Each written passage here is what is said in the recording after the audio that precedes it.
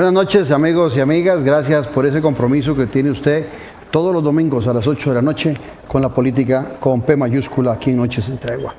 Vamos a continuar algo que empezamos la semana pasada de un análisis de la coyuntura política que vive el país. Para esta ocasión he invitado a dos expertos también en los temas políticos y los temas de mercadeo. Cuento el día de hoy con Walter Rubén Hernández, abogado en temas constitucionales y en relaciones internacionales, doctorado. Y por otro lado, don Elion Cohen, quien es especialista en temas de mercadeo político, de comunicación política y de campañas, también en el tema digital. Bienvenidos a ambos, qué gusto tenerlos por acá para este análisis de coyuntura. Un gusto realmente estar con ustedes dos. Igualmente, don Walter, Claudio, un placer de verdad compartir esta noche con ustedes. Bueno, gracias a ambos y sobre todo a ustedes porque van a continuar en nuestra sintonía después del corte comercial. Ya regresamos.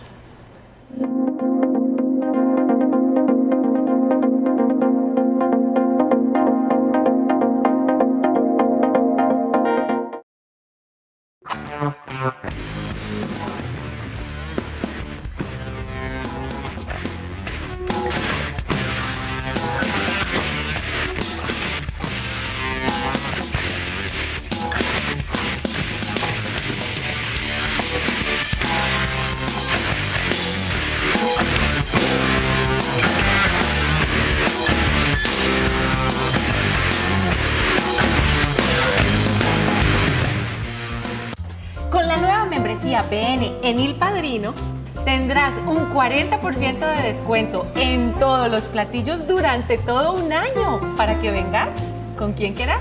Baja el app Il Padrino y obtener tu membresía BN. Disfruta de la mejor gastronomía italiana en sus 4 restaurantes. Lo mejor de la vida siempre se celebra alrededor de una mesa.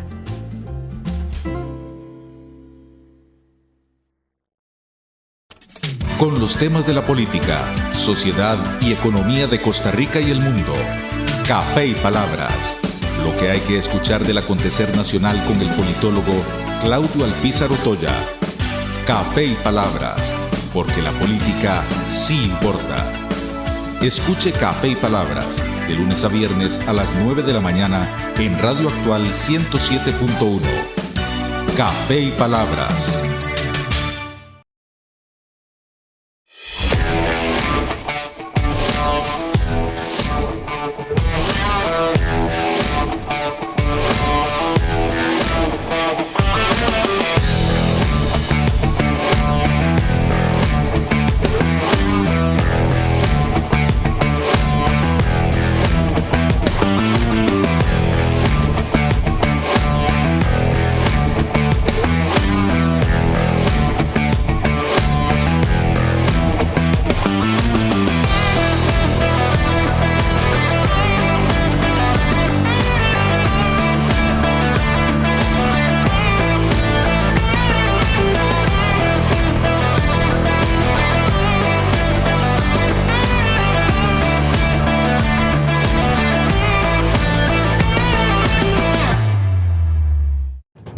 Expediente Abierto es una comunidad de investigadores que analiza, investiga y propone sobre temas de relevancia que suceden en Centroamérica. Expedienteabierto.org. Pensando en una Centroamérica mejor.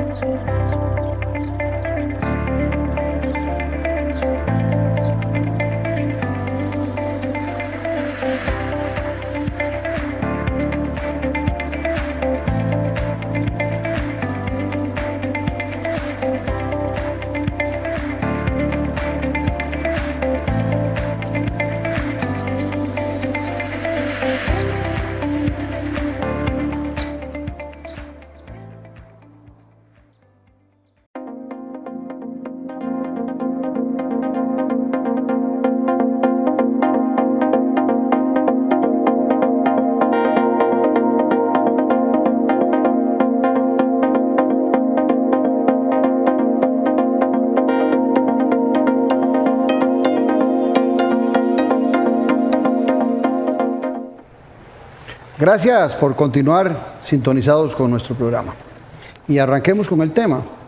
Como lo planteaba hace 8 días con otros 2 investigadores y analistas, el tema del análisis está muy concentrado en que el presidente de la República ya lleva 15 meses, ya es una época sustancial para poder analizar el gobierno. Y por otro lado, estamos a 6 meses de las elecciones de medio periodo, que son las municipales. Y alguna relación interesante se ha planteado alrededor de eso. En este momento, Elliot, vos que haces tanta investigación de mercado, vos que le das continuidad a los temas de mercadeo, de comunicación política, la mayoría de las encuestas dicen que el aprecio por el presidente ha disminuido. Sin embargo, se mantiene en una popularidad que es importante para quien está en el ejercicio del poder. ¿Cómo analizas ese escenario de esa disminución desde el punto de vista de tu conocimiento en mercadeo, en comunicación y demás?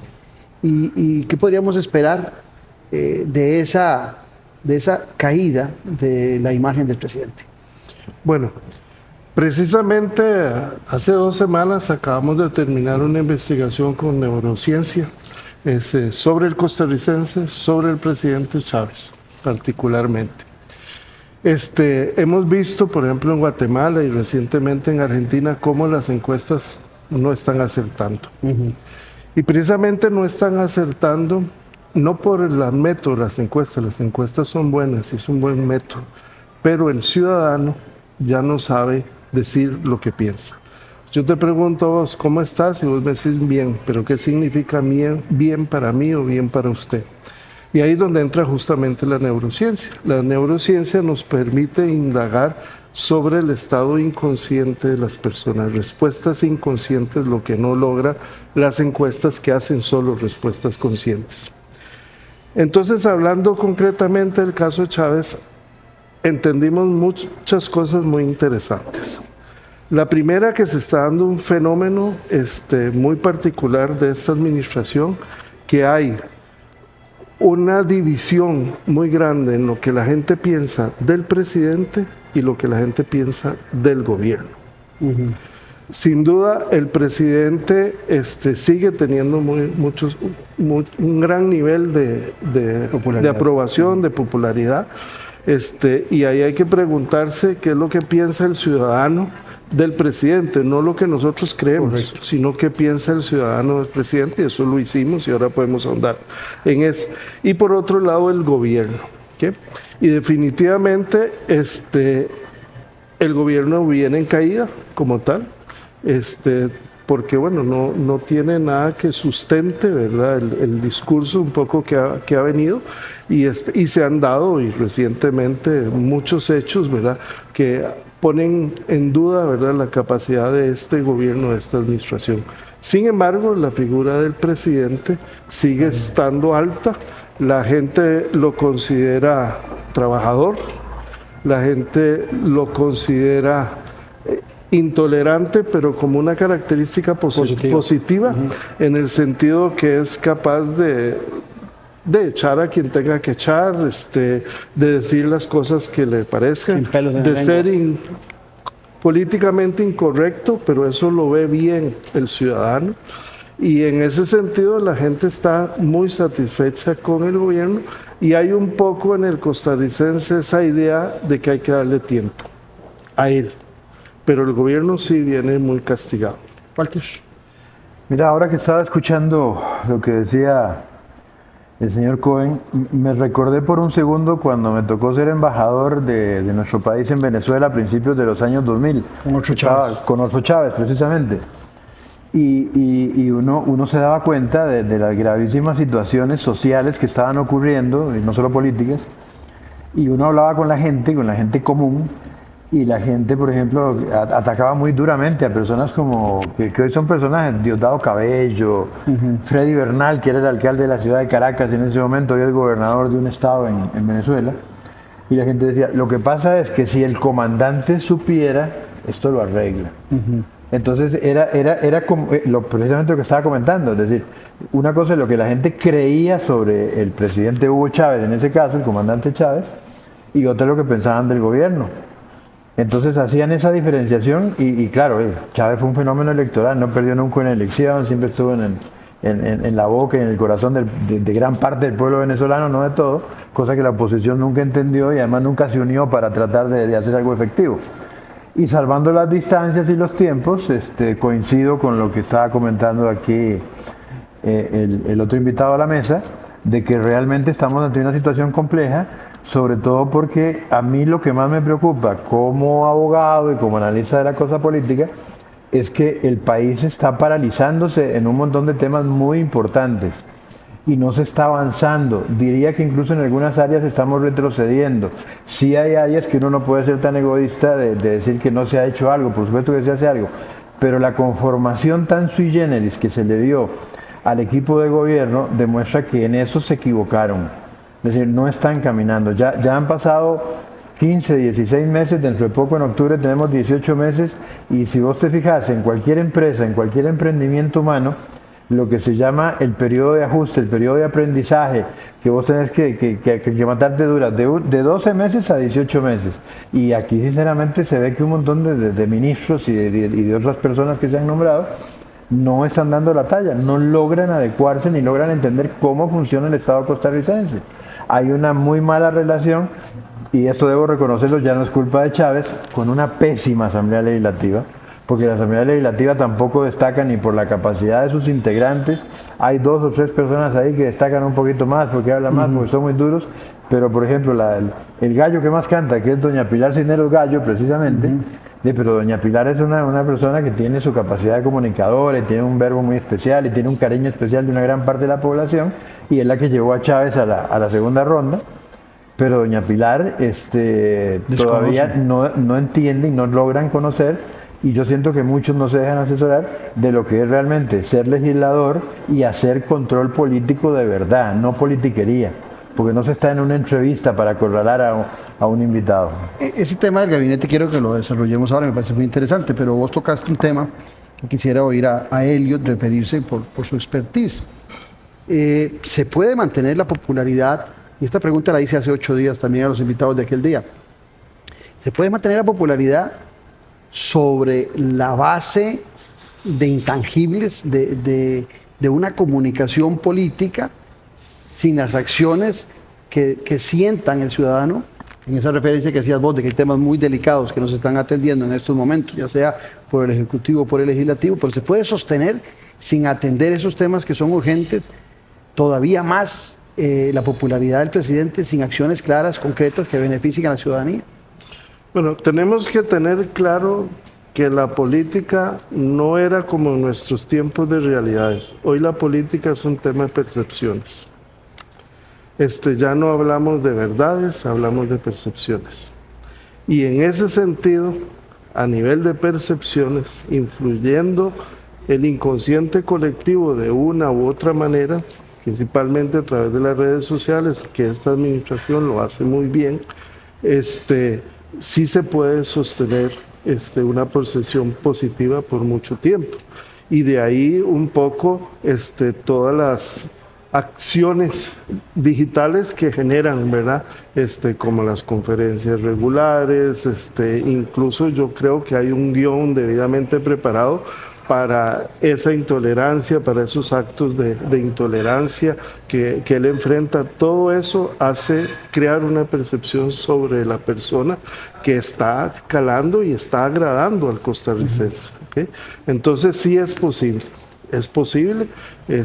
Ahora don Walter mencionaba el caso de Chávez en Venezuela, se mantuvo años a punta de percepción, ¿verdad? Mientras la economía venía de caída limpia, ¿verdad? Sí, la pobreza peor aumentaba. que lo que estaba, o sea, índices terribles, y él venía ganando elección tras elección, ¿verdad? O sea, sí se puede, sí se puede. Ahora bien, ese nivel de mantener la popularidad tiene que tener un sentido sociológico, y yo lo he venido repitiendo con alguna frecuencia, Walter, que el tema de la rabia hacia la clase política, el ver al presidente siempre metido en temas de corrupción, hace que el presidente represente a esa figura que se saca el clavo por los ciudadanos que están bravos con la clase política. Pero paralelamente también en la relación que hacías vos de la Asamblea Legislativa, encontramos que no hay figuras en la oposición que puedan enfrentar o opacar la imagen del presidente por el mismo descrédito que tienen. Mira, el tema delicado con la Asamblea Legislativa es que en la Asamblea Legislativa, a pesar de que son elegidos por el pueblo y se supone que la representación donde los costarricenses más estamos representados es en la Asamblea Legislativa, porque mal que bien un porcentaje muy alto, acordate que el presidente Chávez llega a segunda ronda con menos de un 10% de los votos de la elección. Es el candidato que ha pasado a segunda ronda con el margen más bajo. Luego en la segunda ronda gana un poco porque por imagen, pero sobre todo gana porque la gente vota contra el candidato de Liberación Nacional, que comete el error más grande de su historia en poner a José María Figueres de candidato en ese momento, porque la gente vota básicamente contra Figueres y Rodrigo Chávez llega a la presidencia de la República. Pero realmente, donde usted encuentra mayor representación para los costarricenses es en la Asamblea Legislativa. Pero la forma en que se han venido escogiendo los representantes, las personas que llegan a la Asamblea, es lo que dificulta que haya realmente una sensación de que yo por lo menos tengo mi representante, tengo mi diputado, tengo alguien que apoya mi cantón, mi sector o mi grupo. Porque la democracia moderna no podemos hablar de individuos, tenemos que hablar por sectores, básicamente. Y debemos hablar de fortalecer instituciones. Y la Asamblea Legislativa como institución se está deteriorando cada día más, porque sabemos de diputados que responden a intereses particulares de ciertas empresas, que no son las empresas más cumplidoras en todos los temas legales que tiene el país, o en los temas morales que ya salen de la órbita de lo legal, pero hay temas morales que asustan. E incluso sabemos que es la mano del financiamiento. La mano del financiamiento económico. Ajá. Y sabemos también que inclusive hay diputados que ni siquiera responden a una empresa, responden a una persona de mucho capital, y a veces sin que uno pueda realmente poder tener todo en la mano, pero se habla de personas que ni siquiera son costarricenses y controlan diputados. Entonces el pueblo eso lo resiente. Es más, vos te das cuenta en algunas actitudes que además logran ponerse de acuerdo para votar ciertas cosas que al gobierno le interesan, pero que no necesariamente van en el sentido de apoyar al pueblo. Porque también se da una cosa que en los últimos años aquí en Costa Rica es que los representantes del pueblo, que en este caso serían los sindicatos, se han venido totalmente al suelo, producto también de un continuo ataque por parte de algunos medios tradicionales de comunicación que le han ido bajando el piso y cerruchando el piso a los sindicatos. Entonces la percepción, que es lo que ahora estaba comentando aquí el compañero, la percepción de la gente no necesariamente es lo correcto, pero es lo que percibe, es lo que siente, es lo que quiere creer y lo siente. Es como cuando va a ver una película y resulta que cree que el héroe en su vida personal es igual de héroe que cuando hace la película. Exacto. Eso es lo que la gente cree. Ahora, en esto que dice Walter Elliott, cuando se analiza el comportamiento de la política o de los políticos, tenemos que ir también a analizar el comportamiento de la comunicación que se desarrolla desde Casa Presidencial. Hay un Ministerio de Comunicación que opaca en mucho a la ministra de la Presidencia. Yo digo que se hizo un ministerio bicéfalo del Ministerio de la Presidencia, pero no hay la menor duda de que en el caso de la ministra de la Presidencia, Natalia Díaz, es una aliada de segunda ronda, y el otro, Jorge Rodríguez, es un hombre de confianza, que le abra el oído al presidente, y literalmente, porque lo hemos visto en conferencias de prensa, hablándole al oído al presidente. O sea, también no solamente es un decir, sino que así sucede. Es esa comunicación, vos como experto en el tema, lo que le permite al presidente todavía navegar en estas aguas. Y te amplío el tema, oyendo a Walter, porque sí, esa popularidad que vos decís que sigue siendo muy alta en el presidente, en la ciudadanía, en el ciudadano común y corriente, en el buen sentido de ambos términos, no es la misma que está teniendo el presidente en los sectores, y se gobierna con sectores. O sea, la ciudadanía da el apoyo, puede ser una manifestación magnánima como la que hacía Hugo Chávez allá en Venezuela, entonces dice, es que el pueblo está con él. Pero a la hora, en nuestra democracia, de negociar, esa comunicación tiene que ser con los sectores, sean sindicatos, sean cámaras empresariales, sean grupos organizados de ciudadanos, y parece que ahí en los sectores sí el presidente no tiene la fuerza que tiene o la misma empatía que tiene la ciudadanía. Ok. Un tema fundamental. Gobernar es comunicar.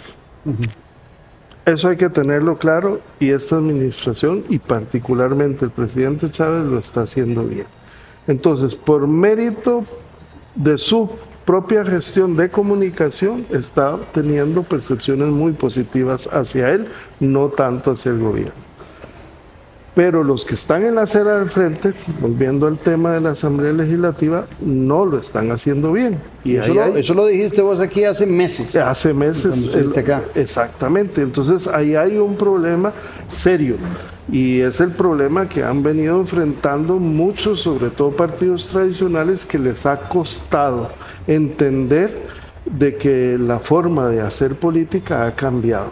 Y siguen con el clásico tierra, aire. Hoy en día hay un tercer elemento que llamamos agua, que es la política digital, que ese es mi campo de experiencia. Agua. El agua. No están haciendo política digital. Liberación Nacional empezó hace unas 2 o 3 semanas a meterse un poco más en en ese espacio público o político que se llamaba Aristóteles, la agora de aquellos que en el siglo XXI es justamente las redes sociales. Es un espacio político donde se hace política 24/7, 365 días al año. Ahora, ¿qué clase de política se hace ahí? Bueno, Digamos, porque aquí en este programa hablamos de política con P mayúscula, no es la misma que se hace en redes, necesariamente. Bueno, es que ahí entramos en un problema. No la hacen de la forma que tal vez nos gustaría a nosotros el círculo rojo, digamos, que se hiciera. Pero al fin de cuentas ahí se habla del problema de la basura, del costo de la vida, de que no llegan a fin de mes, la corrupción. es de la corrupción, de todos esos temas. Se está haciendo política. En otro lenguaje, de otra manera, pero eso al fin de cuentas es política. Pero eso le llega a los ciudadanos, y en el caso de los sectores. En el caso de los sectores, ahí hay un problema. Porque eso no se hace ahí. Sí, lo que pasa es que cuando tenés una popularidad como la que tiene, por supuesto, tenés una carta o una moneda de cambio bastante importante, ¿verdad? A la hora de negociar algunas cosas. Y yo creo que eso la ha sabido aplicar en algunos temas, ¿verdad? Sin embargo, sí, a nivel de sectores está fallando, pero ya no es el presidente, es el gobierno más que todo, ¿ok? Y la prueba es que incluso hoy vemos a sectores que en otras épocas pudieron haber sido antagónicos, como sindicatos y empresarios, por ejemplo, totalmente alineados con respecto a algunos temas, ¿verdad? Cosa que no ocurría. Y eso hay que prestarle cuidado, porque ahí es donde puede haber un cultivo que puede complicarle mucho las cosas a esta administración, ¿verdad? Cuando toda la gente en la acera del frente que está esperando cosas concretas, porque ahí sí los empresarios tienen que sacar empresas adelante, los sindicatos tienen que defender al trabajador de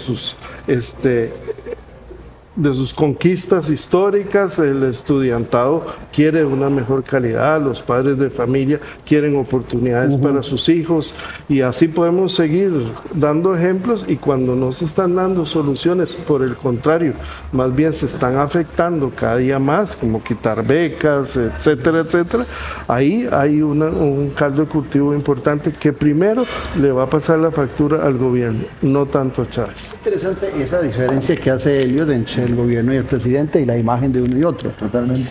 Porque te preguntó vos, Walter, yo planteé el tema de los sectores y ellos dicen que eso no es tanto el problema del presidente como del gabinete. Vos hacías una referencia sobre las dificultades de un gabinete que lleva más de 50 personas que se han ido. Si tomamos la foto del 8 de mayo del 2022, seguramente sería como esas fotos de familia donde la gente va muriendo, ¿verdad? Que ya no están las figuras. Pero aquí viene la pregunta. Los sectores, en esa variación de los gabinetes, en educación tiene conflicto y la ministra de Educación no tiene empatía en el sector, tiene choques frecuentes. El ministro de Agricultura no conoce absolutamente nada del sector agrícola y los agricultores molestos. La presidenta ejecutiva de Limas bajan la inversión en Avancemos y en las becas y ella lo ve como un cambio de perspectiva y no como una disminución de los recursos. Y podríamos seguir buscando varios de los sectores que empiezan a sentirse muy molestos. La ministra de Trabajo que no se siente en un tema, por ejemplo, no le hemos oído pronunciarse en un tema de las jornadas de 12 horas. Entonces, ese tipo de situaciones de gabinete y lo que planteaba Elliot es exactamente lo que está pasando con esas personas, con esas cabezas que son los rectores de cada sector. Mira, aquí hay un tema muy importante.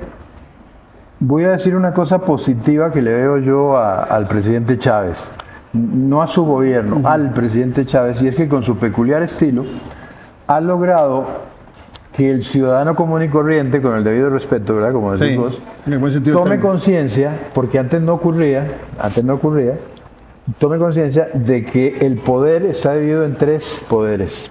De que no es solo el presidente de la República y el Poder Ejecutivo el responsable de todo lo malo que ocurre.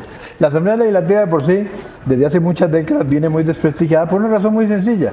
Actúa con la puerta abierta, entonces uno puede darse cuenta de quién se duerme, quién anda con el celular, quién se va a tomar café, quién anda haciendo bromas, la falta de respeto de no prestar atención cuando se está hablando. Entonces la gente le fue perdiendo un poquito el respeto a la Asamblea Legislativa. Interrumpo ahí, algo que el presidente prometía en campaña electoral para el Consejo de Gobierno y ya gobernando dijo no, ya no lo hago, ya no abro el Consejo de Gobierno. Y para mí eso fue un error, una falta de experiencia del presidente. Yo fui miembro del Consejo de Gobierno en algún momento, fui como ministro de Justicia de manera interina, y yo te puedo decir que hay cosas en el Consejo de Gobierno que no se pueden abrir al público, menos a la prensa, menos al público. Y las cosas tienen que comunicarse de acuerdo a las circunstancias y a la importancia que tengan y a las necesidades del Estado, pensar en el país.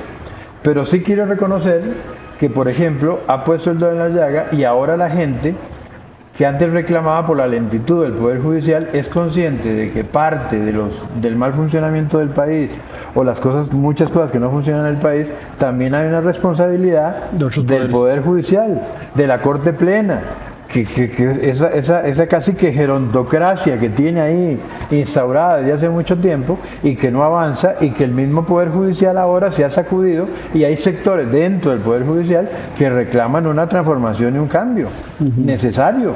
Y ya se somete a discusión el tema del Ministerio Público, el tema del organismo de investigación judicial, cómo se nombran los jueces, cómo se le da estabilidad a la judicatura, qué realmente tienen que hacer los magistrados. Y eso sí hay que reconocerle al presidente Chávez, que ha puesto el dedo en la llaga y le ha señalado una serie de deudas. Sí, por lo menos, mire señores, ustedes tienen estos pagarés pendientes, ¿verdad? Por lo menos eso, y la gente ha tomado conciencia. Y eso es bueno, porque yo considero que eso es bueno para que la gente se preocupe, se informe y siga adelante. Ahora, con respecto al otro tema, la falta de experiencia de las personas que se nombraron, ellos cuando llegaron el 8 de mayo a asumir, se toparon con una cosa que yo creo que nunca se la habían imaginado en la empresa privada. Yo lo viví en algún momento. Es la burocracia. La burocracia es una cosa terrible en cualquier parte del mundo, no solamente en Costa Rica. La burocracia, los mandos medios, los sectores realmente apegados, cerrados, que tienen una manera de hacer las cosas y que cuando vos querés cambiar la manera de hacer las cosas, se resisten a esos cambios. Y aquí uno lo puede ver, por ejemplo, en que si vos te llevas bien y logras una buena comunicación con la burocracia, vos lográs avanzar en un montón de cosas del ministerio. Pero vos te das cuenta, en ministerios donde ha fallado, donde ha habido mucho movimiento, mucho cambio, los jerarcas han estado inestables, o donde los jerarcas han llegado creyendo que volando chilillo y poniendo picana eléctrica van a hacer que caminen las cosas. Veo lo que está pasando en COSEBI.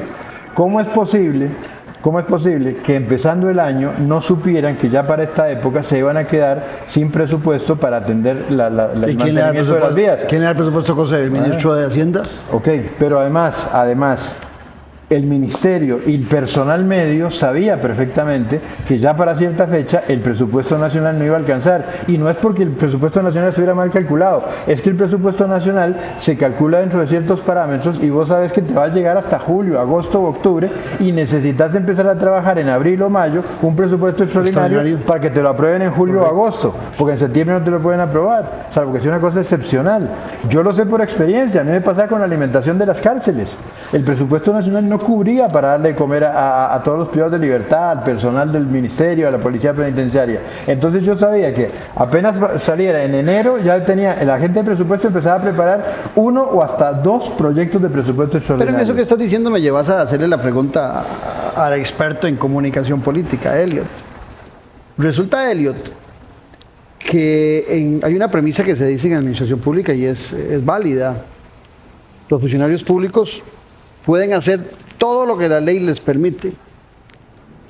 El funcionario privado puede hacer todo lo que la ley no les prohíbe. Son dos panoramas diferentes. Uno es el principio de legalidad y el otro es el principio de autonomía de la voluntad. Correcto. Y entonces el presidente de la República en muchas ocasiones le vende al ciudadano que los funcionarios tienen un problema con la administración pública para ejecutar, pero es que el presidente en muchas ocasiones le pide a su gabinete que haga cosas que la ley no le permite hacer a los funcionarios públicos. Entonces, claro, hace clic con el ciudadano que quiere velocidad en las decisiones políticas, pero también hay en el fondo un engaño de que esas cosas que el presidente quiere hacer en una forma vertical no funcionan así, que hay una manera diferente, como cuando el presidente en campaña decía que iba a hacer referéndums y que todo iba a ser por decretos, y lo vemos que el gobierno no lo ha hecho porque ya han comprendido que eso no se puede hacer. Puede seguir funcionando ese discurso hasta el final, porque eso genera grandes conflictos al interno del gabinete y sobre todo en choque con los ciudadanos. Bueno, depende de lo que hagan los de la acera al frente, en comunicar ese tipo de cosas, y ahí no solo me refiero a los adversarios políticos, también me refiero a las instituciones, que también están muy separadas del ciudadano por un problema de comunicación. No se han adaptado a las épocas modernas de comunicarse con el ciudadano y no logran hacer entender todo ese tipo de cosas para que el ciudadano tenga un mejor criterio a la hora de tomar decisiones sobre eso. Me quiero volver a un tema que hablaba usted sobre el tercer poder, el poder judicial. Hay que tener mucho cuidado y eso es un peligro que yo quiero dejarlo manifiesto aquí. ¿Qué va a pasar cuando los resultados no se empiecen a dar? El presidente le va a empezar a echar la culpa a alguien.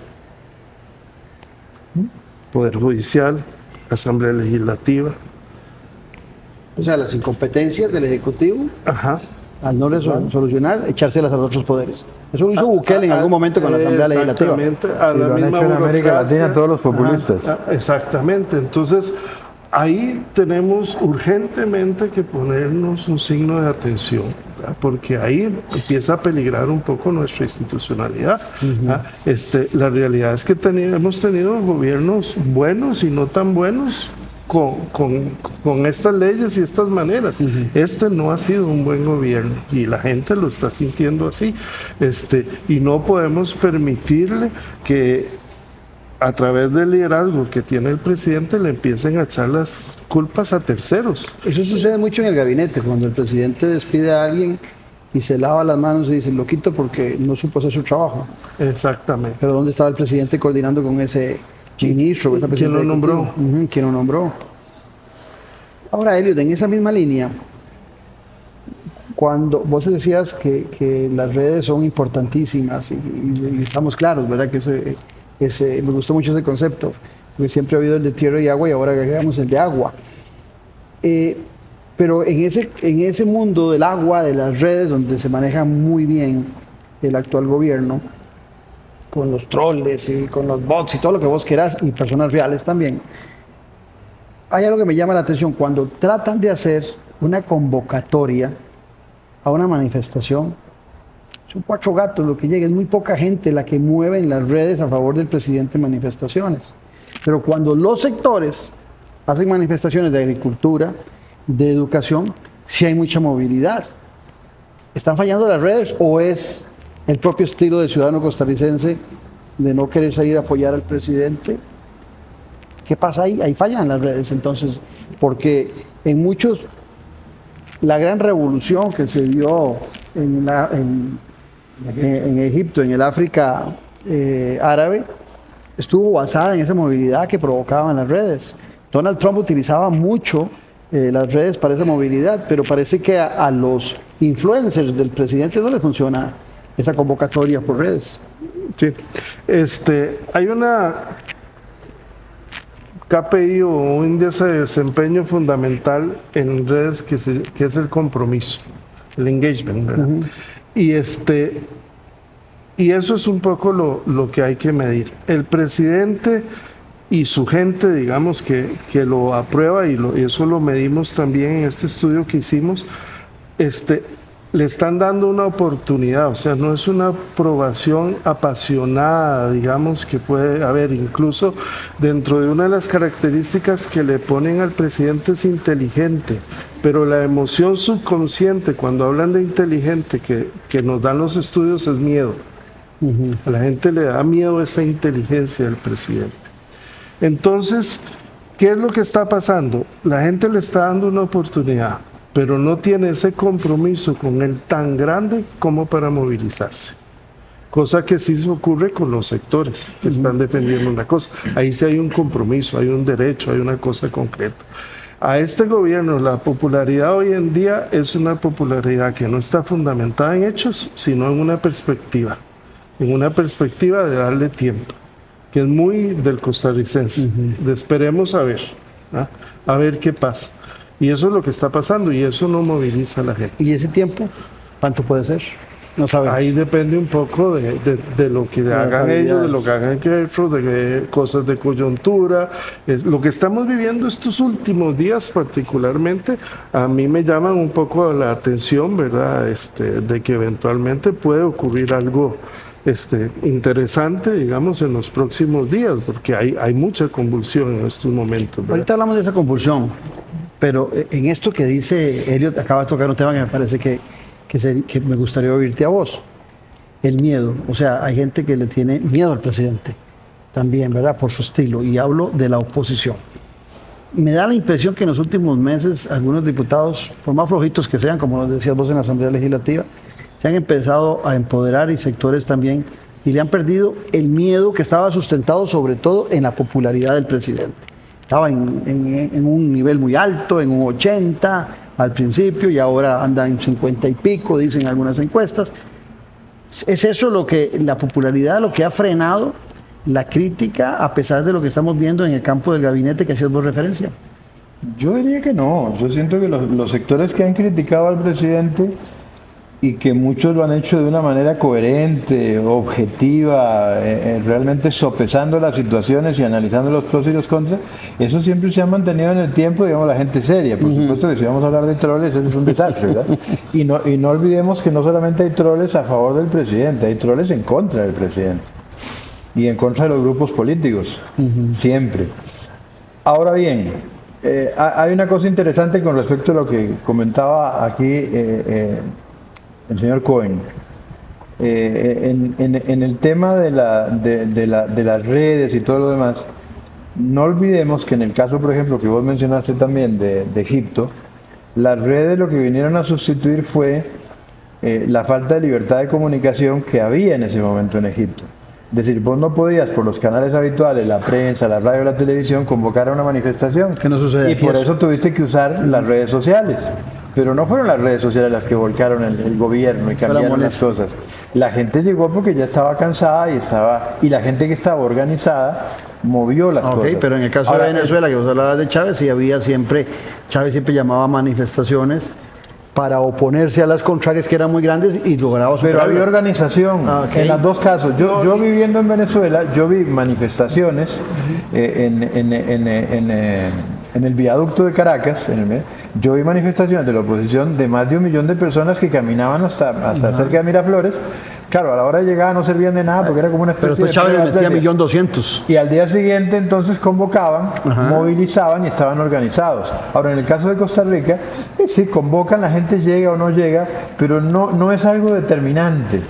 Aquí lo que puede ser determinante es lo que realmente ocurra con la economía del país en los próximos meses, con los temas de seguridad, con temas que para mí, quizá por un defecto de formación profesional, pero son vitales para la imagen del país, con lo que está pasando en política exterior. Sí. O sea, no tenemos política exterior, estamos haciendo un canciller que le cae el Ministerio Público también, ¿verdad? Estamos haciendo un ridículo ante la comunidad internacional, no estamos haciendo las cosas correctamente, tenemos un montón de embajadas importantes que no se ha nombrado embajador.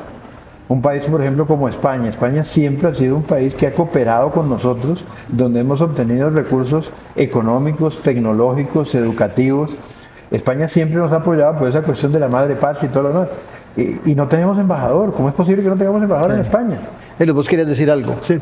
No, la movilización no se está dando por el compromiso. No hay esa conexión emocional tan grande que me movilice a la gente. O sea, es que sí pasaba, por ejemplo, con Chávez, el de Venezuela. Ajá. Actualmente, incluso, vean las cosas que está pasando en el cerebro del costarricense. Recordemos que los que hacemos mercadeo político lo hacemos desde el ciudadano, no desde el candidato, del presidente o lo que sea, desde el ciudadano. Que es un mejor terreno para entender. Bueno, es que al fin ahí es donde está el voto. Exactamente. ¿Verdad? Esos son los que toman las decisiones, ¿verdad? Les comentaba por un lado que el ciudadano está separando la figura del presidente con la del gobierno. A lo está aprobando, pero en su estilo, ¿ok? A lo está desaprobando y en caída libre, o sea, realmente ya está abajo del 50%, ¿verdad? De apoyo a la gestión de gobierno, ¿ok? Pero cuando preguntamos a que está apoyando al presidente, que si se siente orgulloso, por ejemplo, para ver el compromiso emocional con el presidente, el 70% dice la gente que no. Por su estilo, por su manera de ser, ¿ya? Por lo que sea, por las situaciones que dicen, no. En realidad la gente no se siente orgullosa como se pudo haber sentido de otros presidentes en el pasado. Lo están aprobando, pero en ese sentido que les digo, de darle tiempo, ¿okay? A ver qué leche da. ¿Okay? Entonces eso hay que tenerlo muy claro. O sea, el gobierno no está logrando una conexión emocional de caudillo, para ponerlo en otras palabras, suficiente como para movilizar. Pero eso es un gran riesgo, Elliot, porque la democracia es el sistema de las opiniones y esas varían de la noche a la mañana. Por supuesto, y yo creo que ellos saben lo volátiles que son, ¿verdad? Están en un campo muy minado, ¿verdad? El día que esto se cae todo lo demás. Ahorita está sostenido sobre una figura que no tiene un sustento. Cuando le preguntamos al costarricense que nos diga qué concreto se ha hecho, no saben. Es que no hay una figura en el gabinete que pueda verse a la par del presidente. En el Parlamento sí, ¿verdad? Porque la figura de Pilar Cisneros parece que sigue siendo, no sé si la evaluaron ustedes también, pero me parece que sigue siendo importante que se vea a la par del presidente. Pilar es vital. Como altavoz. Sí. ¿Verdad? Eso es todo. Nada más. Incluso suple muchas veces a la ministra. La ministra de la Presidencia está desaparecida. O sea, la ministra no aparece y doña Pilar maneja la relación entre la Asamblea Legislativa y el gabinete. Interesante, porque ahora que dices doña Pilar Cisneros, venimos a 6 meses, yo decía la semana pasada que suena un montón de tiempo, pero 6 meses es a la vuelta de la esquina. En febrero vamos a estar en las elecciones municipales. Y resulta que esa figura, Pilar Cisneros, en ese choque que hay con el área económica, digamos, con Calixto Chávez y Pilar Cisneros, el área de imagen, hay una ruptura grave. Calixto formando un partido que se le atrofió, ¿verdad? El Pueblo Soberano, y Pilar y el mercadólogo político Choreco, que se me olvida el nombre de él, perdón, conformando otro partido, bueno, transformando otro partido, cambiándole de nombre. Sí. Vos decías fuera de micrófonos que a veces está jugando el presidente en una línea muy peligrosa que está establecida por el Tribunal Supremo de Elecciones, de la no participación electoral del presidente en aras de buscar esa neutralidad que siempre se ha establecido. Pero al final de cuentas, el ver a la figura de Pilar Cisneros en este partido, aquí Costa Rica Manda, le da el mensaje a la gente de que ese es el partido del presidente. No, y el presidente ya lo dijo.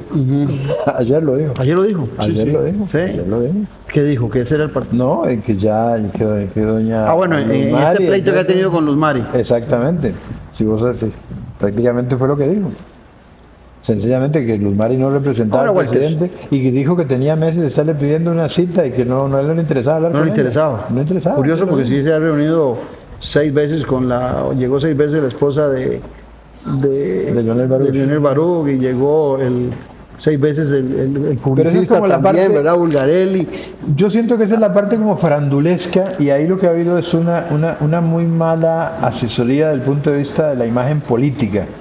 Yo siento que no es la mejor manera, y porque todos los presidentes son seres humanos y tienen sus falencias. Pero ¿no será que eso le da resultados desde el punto de vista de comunicación? pero- está La bien, le da política para el resultado. círculo rojo, para el electorado le da muchos Sí. resultados. Exactamente. Ahora bien, yo cuando analizo el fenómeno político, a mí lo que me preocupa es cómo estamos hoy, cómo queremos estar dentro de 5 o 10 años.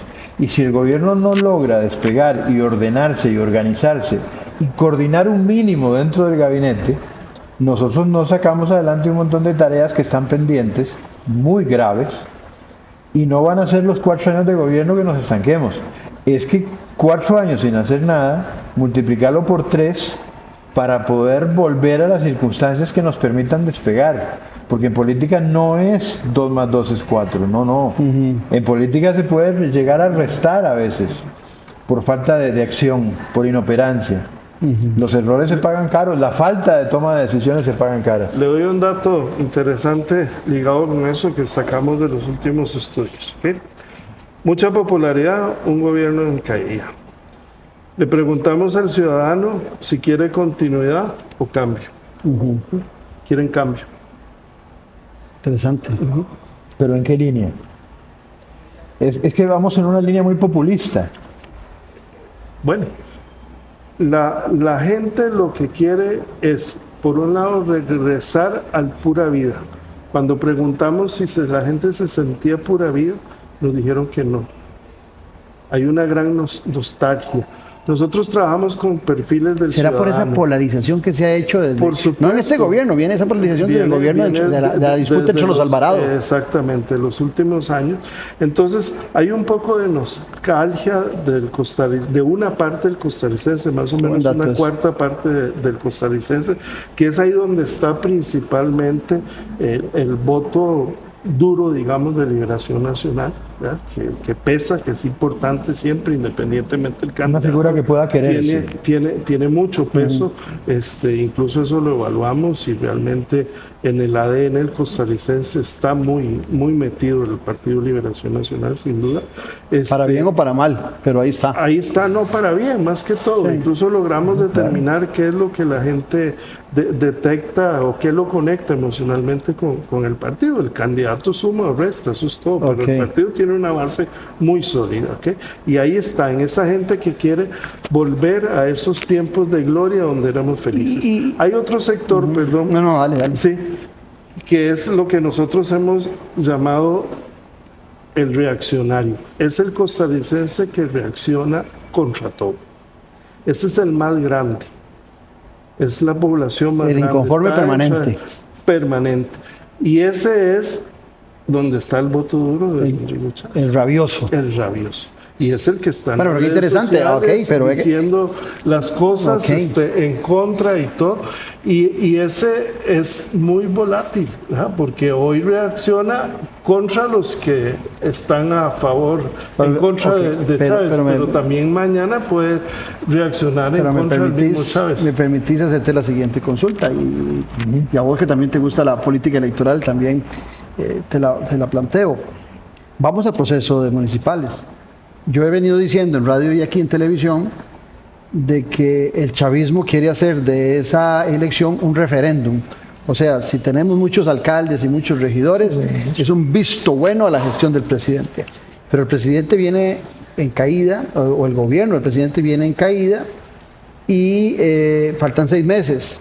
O recupera o disminuye. Pareciera que como el poder desgasta, lo normal es que baje un poquito más.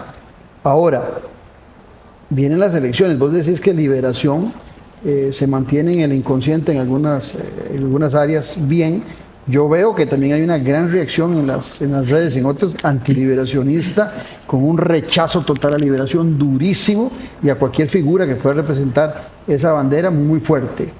¿Qué esperás vos de esas elecciones? ¿Podrá darse esa elección del chavismo, que no sabemos si lo va a representar Pueblo Soberano, que seguramente que no, o si lo va a hacer el Partido Progreso Social Democrático?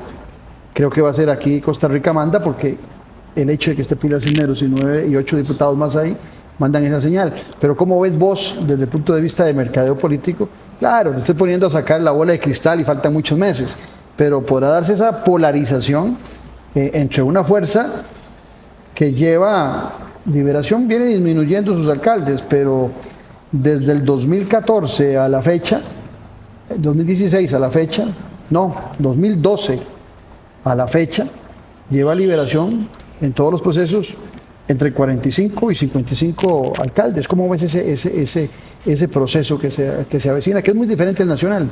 Sí, bueno, es muy diferente al nacional. Yo no creo que se vaya a polarizar tanto, primero porque hay demasiados actores.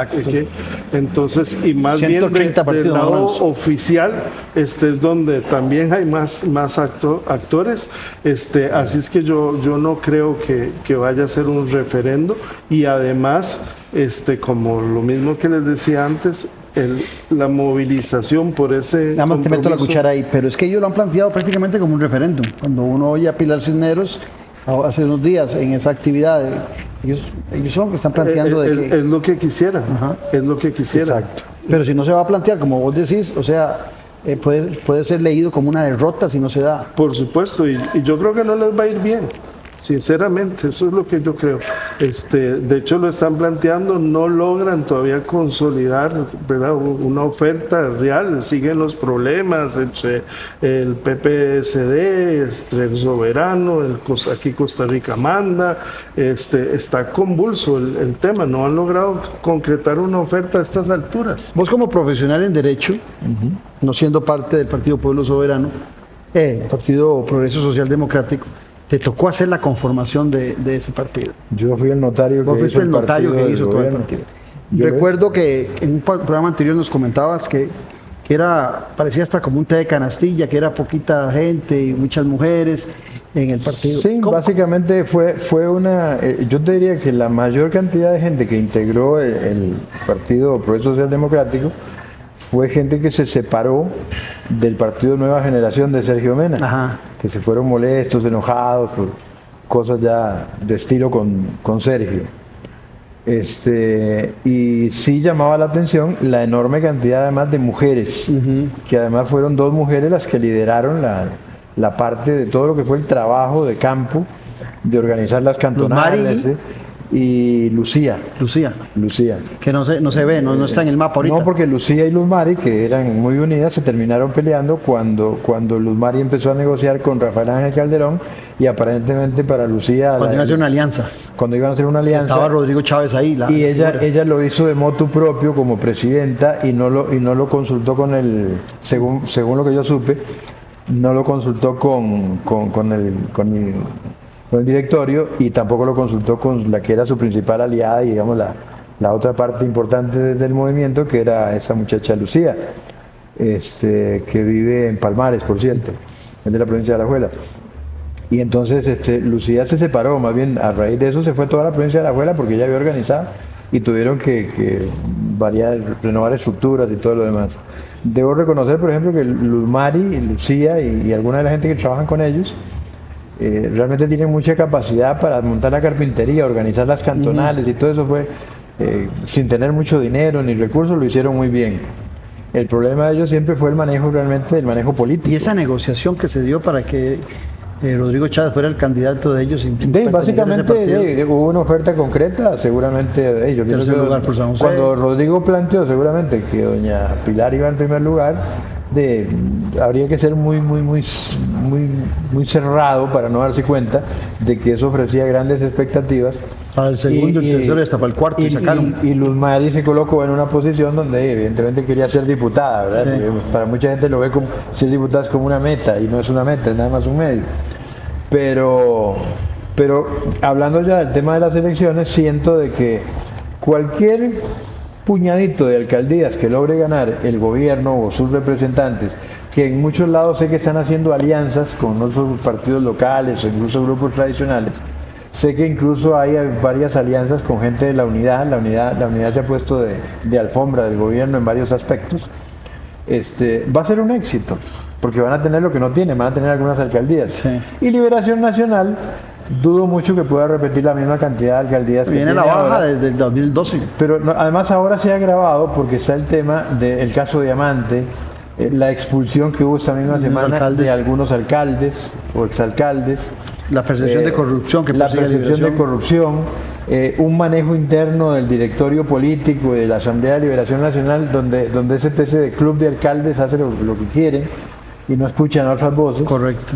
Y la falta de un liderazgo, no hay una figura carismática o que genere empatía con la gente, lo que decía aquí el señor Cohen. Sí, ya sea el presidente o el Hoy, secretario. por no ejemplo, vayan a eso. apareciera una figura como lo fue, que no necesariamente fue el mejor presidente ni nada por el estilo, pero una figura querida como Luis Alberto Monge, O Daniel Oduber. pero hasta la gente que no era de Liberación quería a Luis Alberto Monge. Luis Alberto, vos preguntabas, mientras se hacían encuestas, ahora hay mucha gente muy joven que no lo conoció, pero Luis Alberto era el presidente más querido. Sí, y los troles y las redes, ya se nos fue el programa, los troles y las redes no funcionan de la misma forma en alguna campaña nacional que en una campaña de 84 municipalidades.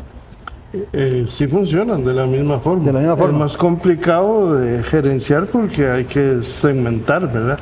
Pero La estrategia de ellos debería ser enfocarse en el partido y no en los candidatos a alcalde ni regidores. Pregunto. No creo porque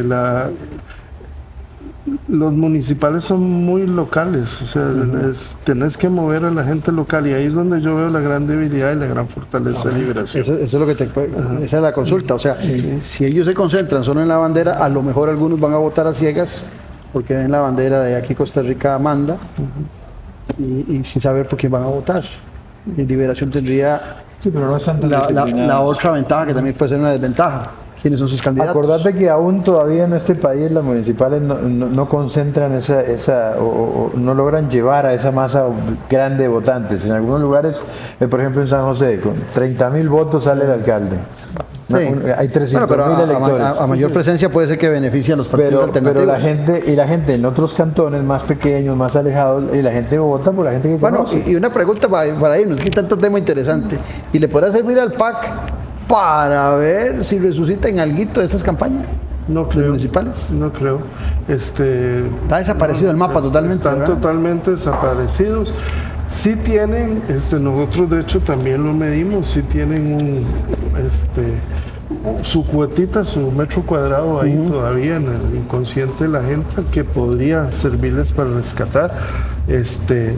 Pero ahí están, no creo que para estas distritales vaya a ser importancia. Yo creo que sí estamos subestimando mucho la Fuerza de Liberación Nacional de cara a las cantonales. Me parece que son un partido con mucha capacidad territorial, sin duda, ¿verdad? Los temas que se les achacan como diamantes y cosas, al costarricense no le están importando. Esa es la realidad. Pero curioso porque, digamos, al presidente Chávez sí le genera réditos estar hablando de corrupción todos los días, No, todos los miércoles. no es el tema, lo que es la intolerancia, Interesante. es el señalar, eso es lo que a él le genera réditos,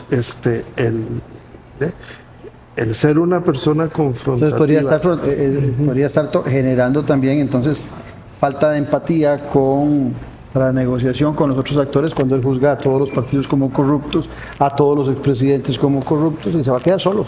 Bueno, por supuesto. Y es que todos los partidos al frente de Liberación Nacional se construyeron acusando a Liberación Nacional de corrupción. Solo la unidad no. Bueno, digamos como que no, crecieron. pero crecieron muy También. parecido, pero también. Y yo creo que ya es un tema que no cala. Perdonen, pero hay que decirlo, las últimas dos elecciones, los dos que llegaron a la final eran personas muy cuestionadas. Los dos.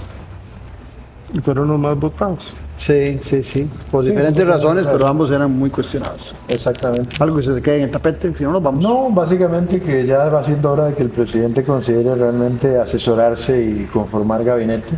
No sería un pecado, más bien creo que hasta le levantaría Que la gobierne popularidad. y deje de mandar. No, creo que sería le levantaría la popularidad, incluso está dentro de su estilo, que una mañana o un miércoles digamos, bueno, se va todo el gabinete y voy a recomponer el gobierno porque Costa Rica necesita algo diferente, muchas gracias, váyanse a la casa. Además sería algo que no sorprendería tampoco. Desde la época de Luis Pero Alberto además Mojica, que no se hace. esperemos, Figueres eso lo hizo con una parte del gabinete, José María. Pero sí sería importante que si se conforma un nuevo gabinete, que pongan gente que realmente maneje los temas del Estado y escuche a los asesores. Porque básicamente ahí es donde está fallando todo, la comunicación interna, la comunicación Estoy con los otros yendo poderes. mucho a los que lo ponen a pelear siempre. Y no Sí, los que lo, y y no a los que lo algunos de ponen a sus conciliar. ministros y algunos les encanta el estilo y andan haciendo lo mismo tratando como de obtener réditos. Sí. Walter, muchas gracias. A la orden. Elion, un placer como siempre. Igualmente, encantado. Pero sobre todo las gracias a ustedes por habernos acompañado. Los espero en 8 días aquí en Ticavisión y también recuerden nuestro canal en YouTube donde a la misma hora, domingos 8 de la noche, usted puede sintonizar también desde su teléfono, desde donde se encuentre, Noche sin Tregua. Un abrazo y que Dios les acompañe.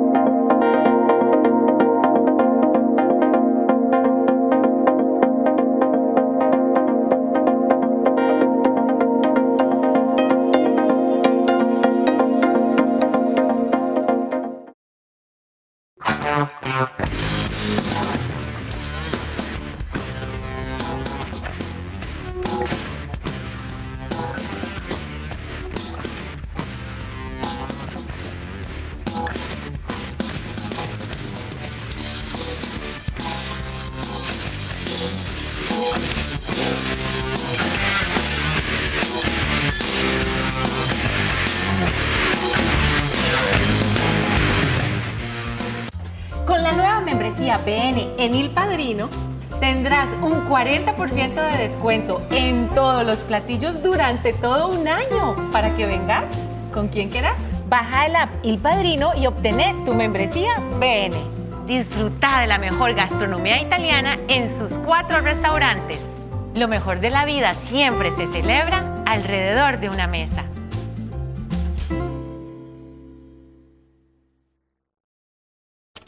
Con los temas de la política, sociedad y economía de Costa Rica y el mundo. Café y Palabras. Lo que hay que escuchar del acontecer nacional con el politólogo Claudio Alpizar Otoya. Café y Palabras, porque la política sí importa. Escuche Café y Palabras, de lunes a viernes a las 9 de la mañana en Radio Actual 107.1. Café y Palabras.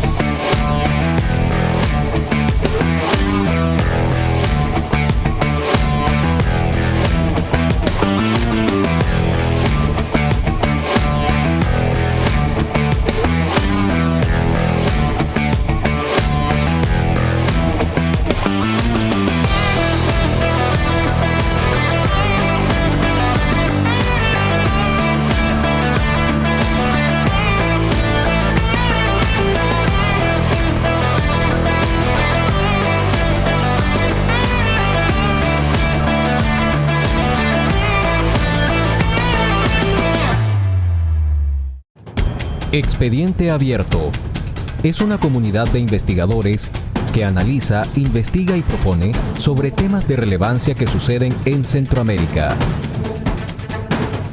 Expedienteabierto.org. Pensando en una Centroamérica mejor. La Reserva Natural Montaña Sagrada te está esperando. Para capturar momentos memorables de la naturaleza, respirando el aire puro de la montaña. Te ofrecemos el Tour Caminata Diurna, y la impresionante vista a Pozo Verde.